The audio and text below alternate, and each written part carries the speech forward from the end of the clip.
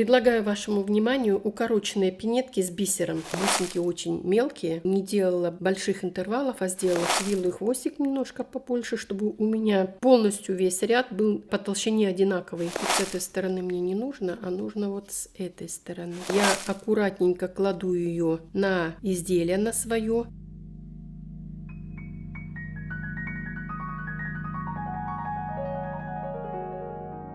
Здравствуйте, уважаемые подписчицы и гости моего канала. Предлагаю вам летние пинетки, укороченные, с бисером впереди, на язычке, подошва другого цвета, и край подошвы я связала цветом внешней подошвы. Если вам понравилась такая модель, оставайтесь вместе со мной и вяжите вместе со мной. Я ее сразу замерю. 10 сантиметров по подошве длина, задняя часть пинетки 4, пальчики 5.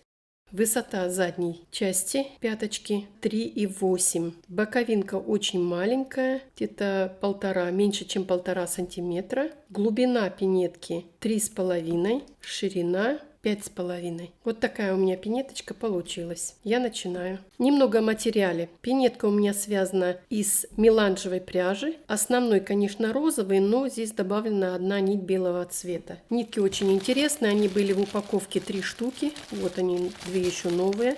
50% хлопок, 50% акрил. В 50 граммах 187 метров. Для подошвы я взяла пряжу вот такого цвета, между коричневым и серым. Называется пряжа Марина. В 50 граммах 195 метров. По толщине очень хорошо подошли. На окантовку пинетки я сделала вот таким бордовым цветом. Постаралась подобрать под цвет бисера. Бисер очень маленький, для тонкой нити предназначенный. Ну вот как раз на нить он подошел и выглядит в изделии тоже очень хорошо. Крючок номер 2. Этим крючком я буду вязать полностью все изделие, начиная от подошвы и заканчивая верхом. Крючок меньшего размера, это для того, чтобы поднять очень тонкие затянутые петли и спрятать хвостики. 2 маркера, чтобы наметить переднюю часть пинетки, ножницы. Между подошвами я приклеила вот такую тонкую стелечку, очень тонкая и очень эластичная. Я приклеила ее на внешнюю часть подошвы, вот на коричневую как раз. Итак, я приступаю. Свое изделие я начинаю с вязания подошвы. Подошва у меня уже связана. Она состоит из 17 воздушных петель. По окончанию работы 72 петли. Я вывязываю не с середины пятки, а с боковинки. Значит, соответственно, у меня подошва при вязании будет состоять из несимметричных петель. Здесь будет меньше, здесь будет больше. И начинаю вязать с внутренней, вот с этой. Разворачиваю ее лицом к себе, намечаю условную середину, вкалываю крючок, разворачиваю изделие на изнаночную сторону. В рядом стоящую петлю вкалываю крючок и получается уголок. Этим самым я буду формировать нулевой ряд или нулевой бортик. Закрепляю петлю. Петля, которая была второй, станет первой. Вкалываю вновь крючок и в рядом стоящую петлю. Провязываю вместе. Столбик без накида. Вторая петля становится первой. Вкалываю крючок в рядом стоящую петлю, получается уголок, провязываю вместе, столбик без накида. Так мне нужно провязать до конца, полностью весь ряд. Этот ряд дает возможность перейти на другую плоскость, на угол 90 градусов. Боковинка, вот она, вот этот край подошвы, петли свободные, которые можно использовать в вязании или связать красивый кант, какую-то симпатичную бахрому, или же привязать вторую подошву, что я и сделаю. С лицевой стороны также открытые петли, из которых я буду вывязывать бортик. Я провяжу этот мини-ряд до конца и покажу вам следующий этап работы. Мини-бортик готов. Мне остается соединить этот мини-бортик. Соединительная петля, закрепляющая, и из этой петли вновь вывязываю уже полноценную петлю. Бортик мой будет состоять из трех рядов столбиками без накида. Мини-бортик я не считаю, только 3 ряда в высоту. Я провяжу это самостоятельно и покажу вам следующий этап работы. Бортик провязан, состоит из 3 рядов столбиками без накида. И теперь я буду приступать к вязанию передней части пинет. Мне нужно подготовить пряжу вместе с бисером. Я бисер не пришиваю, а обвязываю вместе. Беру иголку очень тонкую с небольшим кусочком нитки, делаю петельки и нанизываю ее, эту бусинку, на нить. Вот так. Мне нужно 16 бусинок. 12 будет располагаться на мысе и 4 штучки будут располагаться на язычке. Я посчитаю, сколько у меня бусин, и покажу вам следующий этап работы. Я подготовила нить с бисером, нанизала на мою нить 16 бусинок и маркером отметила центральные 36 петель. Мой мыс будет состоять из 8 петель. Это значит 36 минус 8 будет 28. 28 это количество петель, которые будут приходиться на две стороны. 28 поделить на 2 будет 14. С 15 петли я начинаю вывязывать мой мысик. 4, 6, 8, 10, 12, 14, 15. Делаю хвостик немножко побольше, чтобы у меня полностью весь ряд был по толщине одинаковый, потому что я одновременно буду вязывать хвостик. Первая петля закрепляю. И из этой же петли вывязываю полноценную петлю. Одновременно ввязываю остатки пряжи в вязание. 1, 2, 7 и 8. Чтобы быть уверенной, что я именно на середине, можно просчитаться, я считаю с другой стороны. 2, 4, 6, 8, 10, 12, 14. Все правильно. И продолжаю вязать. Следующие 2 петли соединительные. Первая соединительная петля и вторая соединительная петля. Разворачиваю вязание без петли подъема. Нитью перекрываю первую петлю и начинаю вязать со второй. 1, 2, 8, 9. Появилась новая петля. С другой стороны крючок завожу с лицевой стороны, вкалываю его вовнутрь, подбираю нить, провязываю первая соединительная петля и вторая соединительная петля. Разворачиваю вязание на лицевую сторону. Здесь уже хорошо видно первая петля. Вторую я сделала свободнее, так как я ее буду ввязывать, она у меня будет в работе на прибавление. Начинаю со второй петли. 1, 2, 9 и 10. Вот у меня уже в работе 10 петель. Мой мыс будет состоять из 14. Я провяжу самостоятельно и прибавлю последующие петли, 4 петли, и покажу вам следующий этап работы. Набрала все 14 петель, больше прибавлять не буду. Я буду вязать немножко по-другому. По-прежнему первая соединительная петля и вторая соединительная петля. Разворачиваю вязание без петли подъема. Нитью перекрываю первую петлю, вторую петлю пропускаю и начинаю вязать с третьей петли. Все последующие ряды до маркеров я буду вязать с третьей петли, чтобы у меня осталось центральные 14 петель. Теперь я буду украшать свою пинетку, провязав первую петлю, первая бусинка, провязываю вместе, вторая, плотно прижимаю и так далее. Так мне нужно довязать до последних 2 оставшихся петель. Вот у меня осталась последняя бусинка, провязываю ее, это 12-я бусинка, и самая последняя петля, столбик без накида. Так как бусинки очень мелкие, я не делала больших интервалов, а сделала в каждую петлю, и у меня должно быть 12 штук, так как я здесь пропустила одну петлю, не провязывала, и здесь. Все точно так же. Вкалываю крючок, вывожу петлю, провязываю первую соединительную петлю и вторую соединительную петлю. Разворачиваю вязание. И с лицевой стороны уже видно первая петля, вторая. Я буду вязать с третьей петли, так как я больше прибавлять не буду. Я планирую 14 петель использовать как мыс. У меня с каждой стороны остается по 6 петель. 1, 2, 3, 4, 5, 6. 6 петель. Я провяжу это до того места, когда с каждой стороны останутся по 4 петли. И покажу вам следующий этап работы. Провязала еще несколько рядов, и у меня с каждой стороны осталось по 4 петли. Теперь я их буду провязывать не за полную петлю, как это я делала, а буду вывязывать из середины. Переднюю часть петли оставлю, а заднюю буду провязывать. Первая соединительная петля и точно так же вторая соединительная петля. Спереди остаются с лицевой стороны вот такие полупетли. Мне они понадобятся при вязании задней части пинетки. Все остальное остается по-прежнему. Без петли подъема. Первую и вторую петли пропускаю, начинаю вязать с третьей петли. С другой стороны точно так же. Так мне нужно вот эти последние петли провязать не за полную петлю, а за половинку. Я провяжу это самостоятельно и покажу вам, как я провязываю язычок. Мысик связан. Теперь я приступаю к вязанию язычка. Язычок мой будет немножко шире, на 2 петли. Значит, с каждой стороны я прибавлю еще по одной петли, чтобы у меня было уже 16 петель.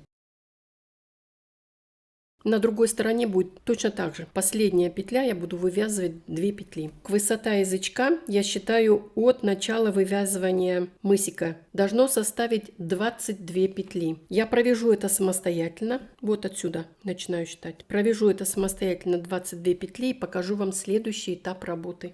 22 ряда в высоту связаны, и теперь я буду продолжать вязание для того, чтобы закруглить мой язычок. Я буду продолжать вязание столбиками без накида. Вытягиваю нить, полностью всю пинетку пропускаю через эту петлю, затягиваю ее и начинаю вязание с третьей петли. Вот отсюда делаю протяжку, свободненько делаю протяжечку и начинаю обвязывать дальше пинетку столбиками без накида. С другого края также оставляю последние 3 петли. Вытягиваю также большую петлю. Затягиваю. И также с третьей петли начинаю обвязывать свое вязание. И в этом ряду я буду ввязывать свои 4 бусинки. Я провяжу это самостоятельно и покажу, как я обвязываю язычок пинетки. Последние бусинки ввязала и опять сделала большую петельку. Пропускаю всю полностью мою пинетку через эту петлю. Маркеры убираю, они нам больше не нужны. И вот в эту первую петлю делаю протяжку. Очень свободно. И обвяжу полностью весь край пинетки, чтобы он был ровненький. Вот эту протяжечку ввязываю в вязание. Вот таким образом. Обвяжу ее полностью, обрежу нить и покажу вам следующий этап работы. Язычок связан, аккуратно и красиво смотрится, ровненько со всех сторон. Теперь приступаю к вязанию задней части пинетки. Перед тем, как начать полностью основной бортик, мне нужно поднять пяточку. Значит, я начну с укороченных рядов. Язычок заправляю, он мне не нужен пока. Здесь у меня остатки пряжи. Это от вывязывания пяточки, я ее заправила, эту нитку, чтобы потом впоследствии вязать. А вот этот хвостик я вывожу на изнаночную сторону подошвы. И аккуратненько этот остаток пряжи распределю дальше к середине подошвы. Первый укороченный ряд будет начинаться с 5-й петли. Буду считать не от половинок петель, а от полноценной петли. 1, 2, 3, 4, 5. Вот эта петля. Первая петля закрепляю и провязываю дальше. Формировать большую петлю основную я не буду, чтобы у меня ступенька была такая плавная. Одновременно ввязываю остатки пряжи вязания. И так мне нужно провязать до последних 5 петель. И покажу, как я перехожу на следующий ряд. На этой стороне у меня осталось последние 5 петель. Так как я начинала здесь с 5-й петли, у меня должно быть 4 открытых петли, а здесь у меня 5. Поэтому последнюю вот петлю, которую моего укороченного ряда, я буду провязывать соединительной петлей.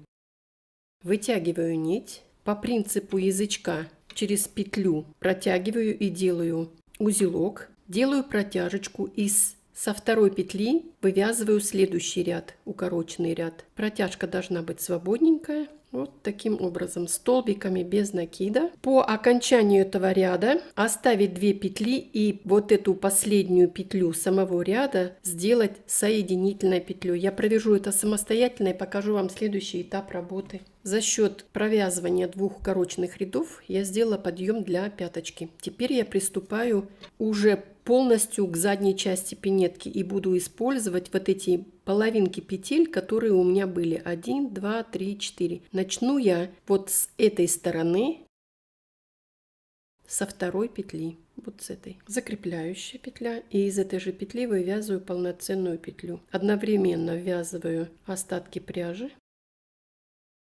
Подтягиваю. Вторая полупетля. Они немножко такие затянутые. Можно их подбирать крючком меньшего размера. И третья.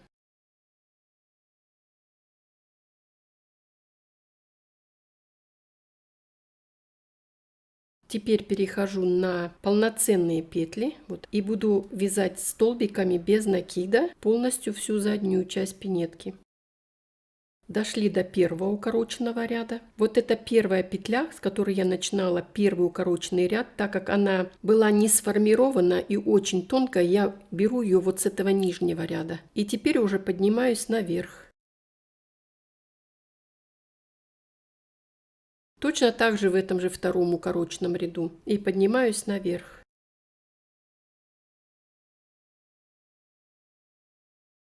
Я провяжу этот ряд до конца и вернусь назад, не прибавляя и не убавляя нисколько. В третьем ряду на пятке, прямо на серединке, я убавлю одну петлю, чтобы она была закругленная. И провяжу после этого еще один изнаночный ряд. Значит, соответственно, у меня задняя часть пинетки будет состоять из 4 рядов. И мой бортик задней части пинетки будет готов. Я провяжу это самостоятельно, все эти 4 ряда, и покажу вам следующий этап работы. 4 ряда в высоту связаны. Соответственно, я использовала с другой стороны половинки петель, которые я оставила. И вот посмотрите, что происходит. Если я язычок верну на место, вот он запах. Видите? Пока я использовала 3 петли. Теперь буду формировать вот эту часть. Закрепляющая петля. Разворачиваю вязание и провяжу 6 петель столбиками без накида. 1, 2, 3, 4, 5 и 6. Петля подъема, разворачиваю вязание, провязываю первую петлю и начинаю формировать петельки. 2 воздушные петли, петлю пропускаю, промежутки между петельками 2 штучки, 2 столбика без накида, 2 воздушные петли, петлю пропускаю, и вот она последняя петля. Петля подъема, разворачиваю вязание и сразу начинаю обвязывать петельки.